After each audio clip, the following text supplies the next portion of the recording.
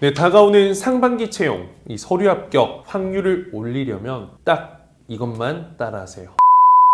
네, 여러분 안녕하세요. 반갑습니다. 취업준비생들의 멘토 테디쌤 인사드리겠습니다. 여러분들이 취업 준비하는 과정에서 가장 어려워하는 거, 부담 느끼는 거 뭔가요? 네, 바로 자소서죠. 아무래도 글을 많이 써본 경험이 없을 뿐만 아니라 내 글을 민낯으로 누군가에게 평가받는다라고 생각해서 부담을 많이 느끼는 것 같아요. 그래서 그런지 그 누구도 본인의 자소서에서 확신을 갖는 게 사실상 어렵습니다. 왜냐하면 내가 아무리 그 글을 잘 써도 실제 지원했을 때 합격할 확률은 대부분 10% 안 되는 확률로 서류 합격으로 면접 기회를 얻게 되죠. 그래서 그런지 이 자소서의 존재는 취업 준비 과정에서 굉장히 크게 다가올 수밖에 없습니다. 일단 본인의 학교, 스펙, 대외활동 경험 문제 없다면 그 탈락의 원인을 자소서에만 찾게 되거든요. 그래서 그런지 사람들이 뭔가 너무 더 화려하게 글을 쓰려고 하는 경우가 많은 것 같아요. 그냥 마치 멋진 글처럼. 하지만 그렇게 욕심을 부렸을 땐 뭔가 와닿지 않는 진실성, 신뢰가 가지 않는 자소서로 전락할 가능성이 크고요. 오히려 그 평범한 기본에 충실한 자소서에 묻힐 가능성이 큽니다. 자소서를 잘 쓰기 위한 포인트들은 너무 많습니다. 앞으로 차차 제가 설명드리겠지만 오늘은 본격적인 첫 영상이니만큼 핵심적인 거 4가지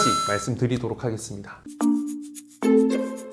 바로 첫 번째는 평소에 그 소재를 찾아두라는 겁니다. 사실 여러분들이 자소서에 쓰는 거, 면접 답변으로 활용할 여러분들의 어떤 인생 소재는 사실 한정되어 있죠. 내가 아무리 다양한 경력과 경험을 갖고 있다 하더라도 50가지가 넘기는 힘들 겁니다. 그래서 늘 나오는 자소서 항목들 있잖아요. 성장 환경, 장단점, 지원 동기, 포부 이런 부분들은 여러분들이 이전에 채용 공고의 질문을 확인하고 실제로 혼자서 좀 편안하게 작성해보는, 그래서 내 소재를 확실하게 선정하는 그 과정이 굉장히 중요합니다. 이 자소서 쓰는 과정이 부담스럽다면 그냥 면접 답변을 만들어 보는 것도 저는 추천드려요. 실제로 제 학생들은 면접 답변을 준비하면서 글자 수, 공백 제외 250자로 답변을 대부분 만드는데 거기에 살을 붙이고 구체화하는 과정을 넣으면요, 정확하게 자소서 항목이 하나 패스되게 됩니다. 본인의 어떤 역량과 경험들을 어떤 객관화하고 간결화시켜서 면접관의 눈에, 머릿속에 쏙 들어오게 할 수 있는 그 자소서 소재 선정이 첫 번째. 자, 두 번째는요, 별거 아닌데 여러분도 알고 있을 거예요. 많이 읽어보세요, 제발. 많은 사람들이 어떤 합격자의 자소서에 연연하는 경우가 많습니다. 그래서 그 합격 자소서를 따라하면 나도 합격할까라는 어떤 기대감을 갖게 되는데 사실 저는 비추천합니다. 물론 참고하는 건 좋은데 참고를 하다 보면 카피를 하게 되죠. 제가 생각하는 좋은 자소서는요, 어떤 경험을 표현하든 나만의 것을 표현해서 이 직무, 이 회사에서 원하는 내 역량을 객관화할 수 있다면 저는 그 자체가 좋은 자소서가 될 수 있다 생각합니다. 그러기 위해서는 내 글을 읽고 또 읽어보는 것이 중요합니다. 왜냐면 객관화시키는 과정이기 때문이죠. 그리고 무엇보다 내가 혼자 계속 읽다 보면 사실 좀 주관적일 수가 있죠. 그래서 주변에 친구든 스터디원이든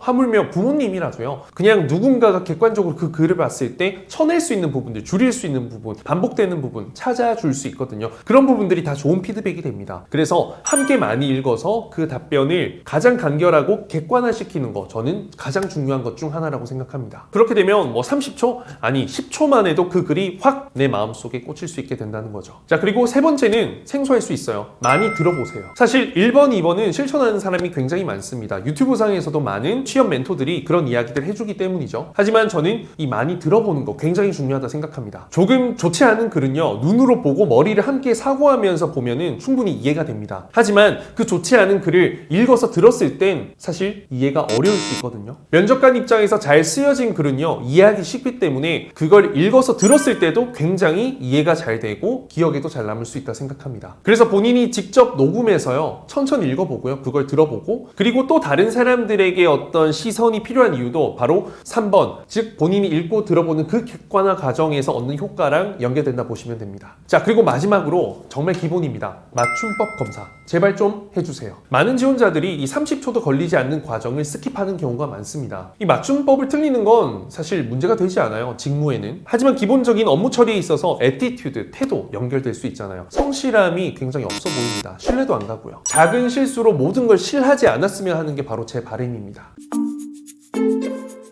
여러분들이 자소서가 어렵게만 느껴진다면 그건 쓰면서 느끼는 어려움이 아니라 생각하고 행동에 옮기기 전에 느끼는 그 감정이 더 클 거라고 생각합니다. 그냥 어떤 글, 논술 이렇게 생각하지 말고요, 어떤 면접관의 질문에 내가 편안하게 이해할 수 있도록 표현해준다 라고 생각하면 어떨까요? 아니, 어떤 누가 내 이야기를 나보다 더 잘 쓸 수 있겠습니까? 안 그래요? 결국 자소서 때문에 서류 합격을 하는 건 아니지만 어떤 여러분들을 만나기 전에 그리고 만나고 나서 그 자소서는 여러분들에게 확신을 갖게 되는 증거 자료가 됩니다. 앞으로 자소서 관련해서 그리고 면접 관련해서 여러분들에게 필요한 포인트들 딱딱 짚어드리면서 팩트만 전달할 테니까 앞으로 자소서 쉽게 쓰는 그날까지 최종 합격하는 그날까지 열심히 저와 함께 해보시죠. 그럼 곧 뵙겠습니다. 감사합니다.